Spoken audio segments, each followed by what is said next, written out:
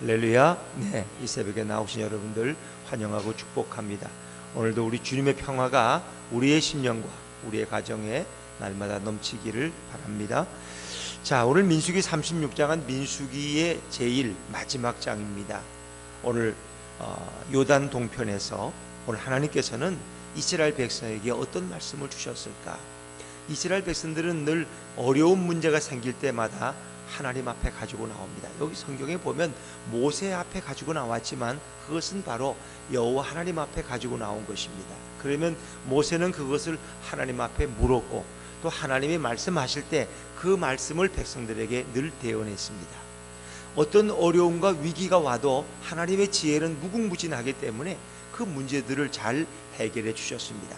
우리가 민수기 27장에 보면은 이 슬로보앗의 딸들이 어떤 문제를 가져 나왔습니까?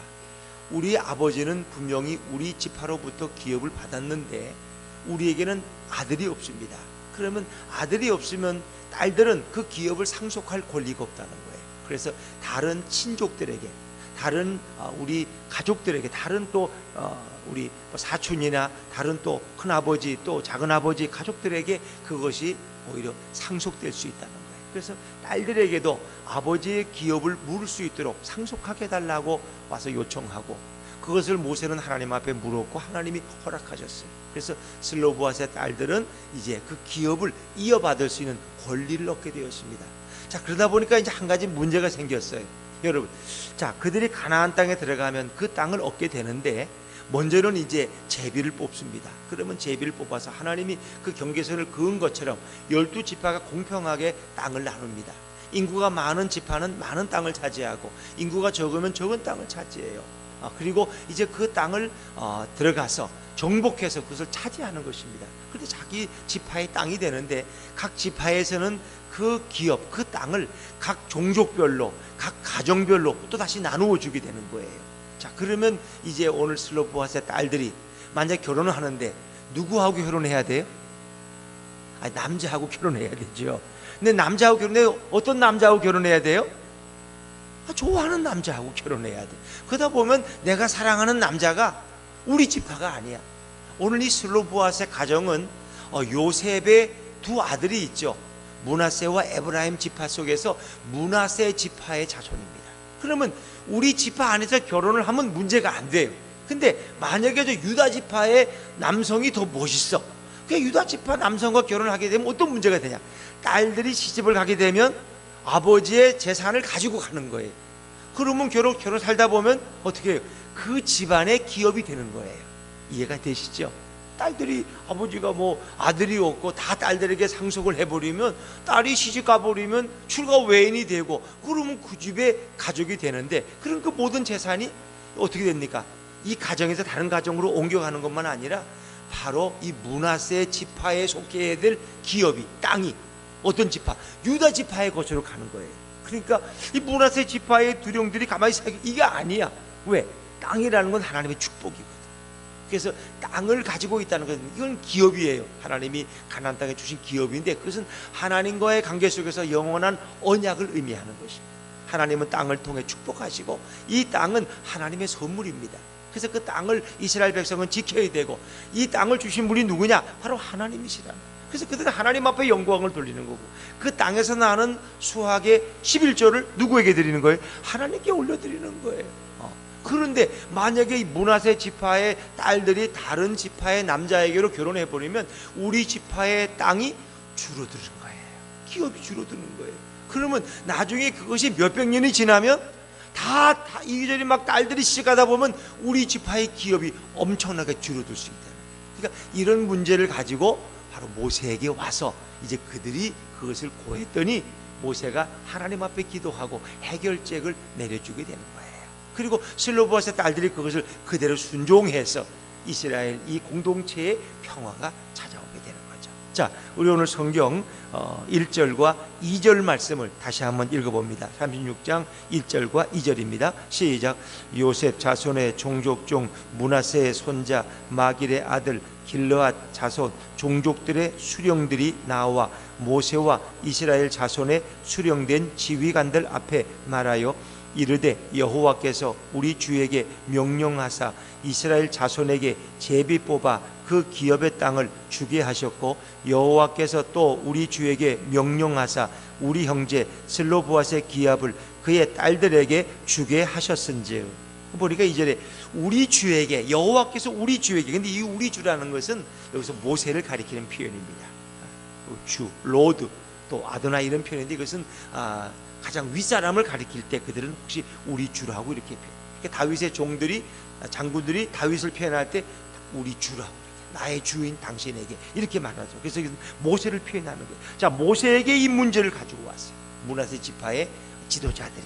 그러니까 모세는 이 문제를 하나님 앞에 물었고 이제 하나님께서 그들에게 어떤 명령을 주시느냐 하는 것입니다. 자, 그 문제를 다시 한번 우리가 설명해 보면 우리 3절 말씀을 한번 읽어. 3절입니다. 3절 시작.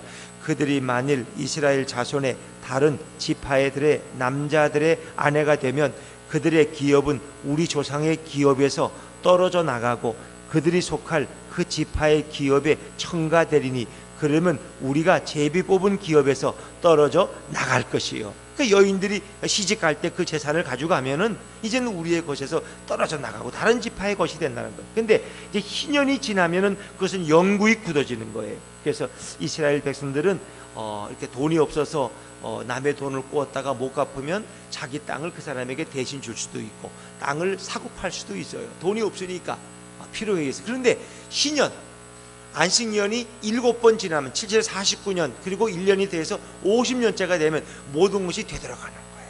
땅은 누구의 것이면 하나님의 것이고 하나님이 맡기신 선물이기 때문에 남에게 영원히 줄 수가 없는 거예요.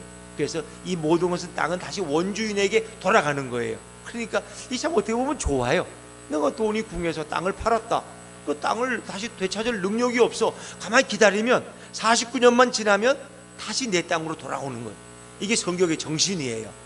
그래서 희년이 되면 모든 것이 원주인에게 돌아가고 노예들도 다시 자기의 가정에게로 돌아가는 거예요. 모든 것이 회복되는 게 희년의 정신이에요. 그런데 이렇게 딸들이 시집가서 그 지파의 집 기업이 넘어가 버리면 희년이 되어도 돌아올 수가 없어요. 왜? 돌아올 사람이 여기 없거든. 그래서 그것은 확정되는 거예요. 그러니까 희년이 되어서 49년이 지나서 이것이 확정되면 다시 그것은 돌아올 수가 없어요. 이것은 므낫세 지파의 땅이 유다 지파에 가면은 되찾을 방법이 없어요. 그러니까 그런 문제를 알고 있는 지도자들이 이 문제를 모세에게 가지고 와서 모세는 하나님 앞에 여쭤보고 그 답을 이야기하는 거예요. 자, 이제 그 해답이 무엇일까? 우리 5절과 6절 말씀, 5절과 6절 말씀을 다시 읽죠. 5절과 6절입니다. 시작. 모세가 여호와의 말씀으로 이스라엘 자손에게 명령하여 이르되 요셉 자손의 지파의 말이 옳도다. 슬로브앗의 딸들에게 대한 여호와의 명령이 이러하니라. 이르시되 슬로브앗의 딸들은 마음대로 시집가려니와 오직 그 조상 지파의 종족에게로만 시집갈지니. 그랬습니다. 자, 모세는 여호와의 말씀으로 말씀하는 거예요. 자기 생각이 아니에요. 자기 판단이 아니에요. 모세의 판단이 아니라 하나님에게서 받은 말씀으로 그 어려운 문제에 대한 답을 말씀하는 거예요. 그렇게 되니까 뭐예요? 너희가 마음대로 시집가는데 어떻게?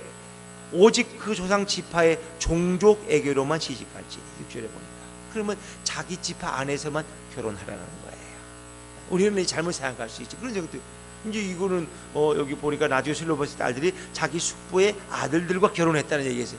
이거 근친 결혼 아니냐? 근데 사실 고대에서 결혼은 근친 결혼이 많아요. 또 그것을 허용했어요.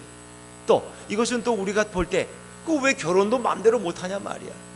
유다 지파나 저 베냐민 지파에 모시는 남자들이 더 많은데 왜 하필을 우리 므낫세 지파 안에서 결혼해야 되느냐, 이런 불만을 가질 수도 있어요. 그러나 그것은 자기 지파에게 허락하신 하나님의 기업 땅이 너무나 존귀한 하나님과의 어떤 신앙의 약속이기 때문에 그것을 지켜야 된다는 이런 법을 우리 생각해야 되죠. 그래서 하나님이 그 법을 주셨는데 이스라엘 백성들은 그 법을 그대로 순종하게 되죠.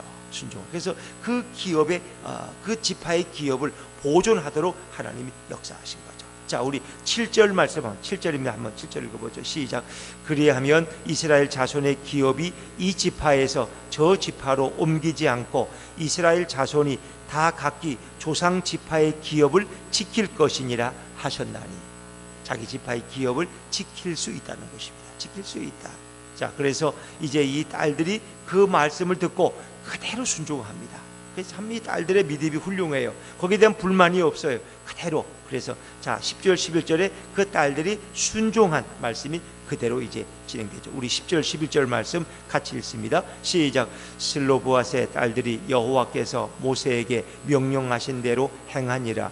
슬로브앗의 딸 말라와 디르사와 호글라와 밀가와 노아가 다 그들의 숙부의 아들들의 아내가 되니라.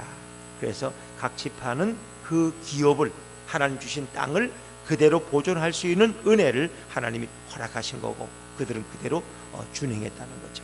자, 우리가 이 기업에 대한 이제 이야기를 조금 더 하셔야 되겠는데, 하나님이 주신 이 땅이라는 것은 물론 그들에게 재산적인 가치가 있고 그들이 농사를 져서 생계를 유지해야 되지만, 어찌 보면은 그것은 하나님의 축복의 선물인 것입니다. 그래서 땅이라는 것은 하나님이 주신 은혜의 선물을 상징하는, 우리가 보는 땅의 개념과는 다르다는 것입니다. 오늘날 우리가 동탄에 노른자 위를 1000평을 사놨대. 이렇게 되면 굉장히 부자겠다. 거기 호수공원이 비싼데 그 옆에 땅이라서 거기는 다른 데보다 2배는 더 비싸대. 이렇게 되면 이게 뭐 수지 맞은 것처럼 얘기지만, 이들이 생각하는 땅의 개념은 그런 게 아니에요. 하나님이 우리의 신실한 여호와가 되시고 우리의 구주가 되시고, 그리고 그 땅을 통해서 하나님이 우리에게 생계를 위한 모든 은혜를 부어주셨고, 우리는 그 땅에서 나는 수확을 하나님께 드림으로써 하나님과 우리와의 이런 신앙의 관계가 계속 유지되는 거예요. 그러니까 그들이 말하는 땅은 어찌 보면 믿음의 기업이에요. 믿음의 기업. 그러니까 오늘날로 우리가 말하면 그들이 그 땅을 지파 안에서 보존했다는 것은, 기업을 그대로 보존했다는 것은 믿음의 기업을 보존했다는 의미로 여러분 보시면 됩니다. 오늘 우리에게 우리의 땅은, 우리의 재산은 여기가 아니에요. 우리의 재산, 우리의 기업은 누구예요?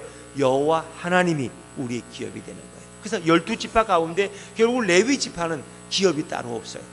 하나님이 그들의 기업이 되시는 거예요. 어찌 보면 각 가문에, 각 가정에 우리가 자녀들에게 이제 기업을 상속할 때, 그것은 땅을 물려주거나 집을 물려주는 의미, 뭐 그런 것이 고대 사회는 그대로 이어졌겠지만, 오늘 우리의 의미로 보면은 우리에게, 우리 가정에 가장 귀한 걸 물려줘야 되는데, 가장 귀한 게 뭐예요? 아파트일까? 차일까? 땅일까? 공장일까? 회사일까? 아니에요. 여호와 하나님을 섬기는 그 믿음이 가장 귀한 보배고 가장 귀한 기업으로 믿으시기를 바랍니다. 그게 가장 중요하다는 거예요. 그게. 그래서 이것은 다른 지파에게 뺏기면 안 된다는 거예요. 그러니까 하나님이 우리에게 주신 이 믿음의 축복은 이 가문이 그대로 유지할 수가 있어야 돼요. 100년이 지나고 200년이 지나도 우리 가정의 조상들이 섬기던 그 여호와 하나님을 믿음의 기업으로 자녀들에게 상속시킬 수 있다는 거예요.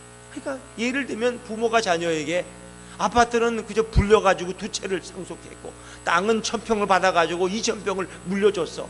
먹고 살 거 다 줬어. 그냥 평생 일 안 하고도 먹고 살아. 그러나 하나님을 물려주지 않았어. 예수님을 그들에게 기업으로 상속시키지 않았다면 그건 어떤 거예요? 아무것도 물려주지 않은 거예요.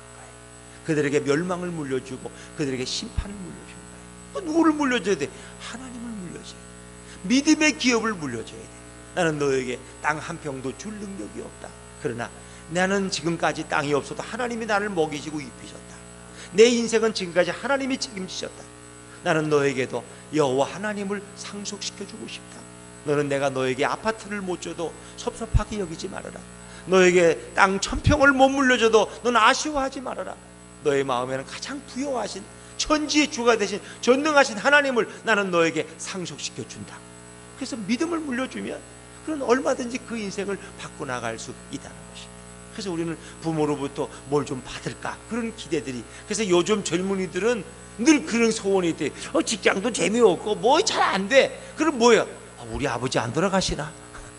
우리 아버지 돌아가시면 청담동 땅은 내 건데, 내가 우리 집 장남인데, 그 집은, 그 30억짜리 집은 나 주기로 약속되어 있는데, 이런 기대가 있다는 거예요. 좀 미안하지만 왜 부모가 돌아가야지 빨리 돈을 30억을 받아 자기 빚 10억 갖고 떳떳하게 해외여행 다니고 살 수 있는데, 왜 저렇게 노인네가 안 돌아가고 저렇게 오래 사시는지 몰라. 이게 원망이에요. 원망이.